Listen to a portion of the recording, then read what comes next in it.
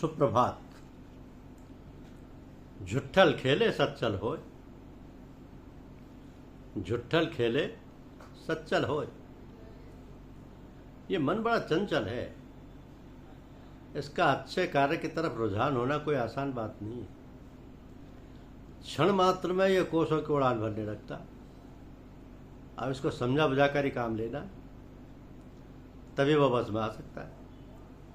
एक बार जिसने इसको बस में कर लिया, फिर उसका काम आसान हो जाएगा, चाहे वो सांसारिक कार्य हो अथवा आध्यात्म जगत का। तो पूजा में मन न लगने का कारण मन के संयमित न होने का लक्षण है। इसलिए अभ्यास द्वारा धीरे धीरे इसको रास्ते पर लाना पड़ता है, और जब आदत पड़ जाती है तब स्वतः ध्यान की अवस्था में वो इधर उधर नहीं भागता। इस प्रकार हमारा कार्य सिद्ध हो जाता है। तो ध्यान या जप आदि के प्रारंभ में कुछ विघ्न आते हैं, क्योंकि मन शुरू में भटकाव में रहता है। धीरे धीरे समय के साथ साथ भटकाव कम होता जाता है और मन शांत हो जाता है। तब जप ध्यान में कोई अड़चन नहीं आती।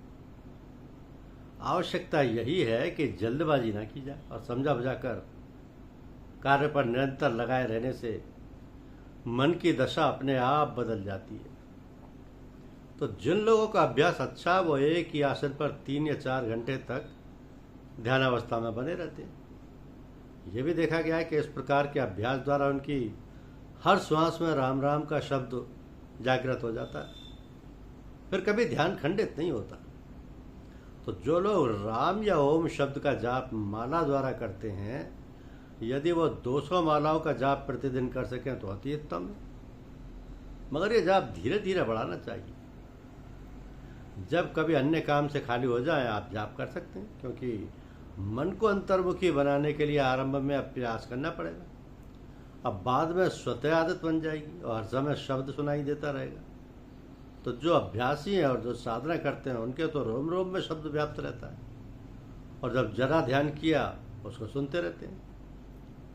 तो चचा जी कहा करते थे कि झुट्ठल खेले सच्चल होय, और सच्चल खेले बिरला कोय। इसलिए मन को अभ्यास में लगाए रखने से एक न एक दिन अवश्य सफलता प्राप्त होगी। श्रद्धा पूर्वक व धैर्य पूर्वक साधना करते रहो, यही कल्याण का मार्ग है, और यही उस परमपिता परमेश्वर को पाने का सुगम और सरल उपाय है। बाबूजी की जन्म शताब्दी पर ऐसा अवसर बड़ी मुश्किल से मिला कि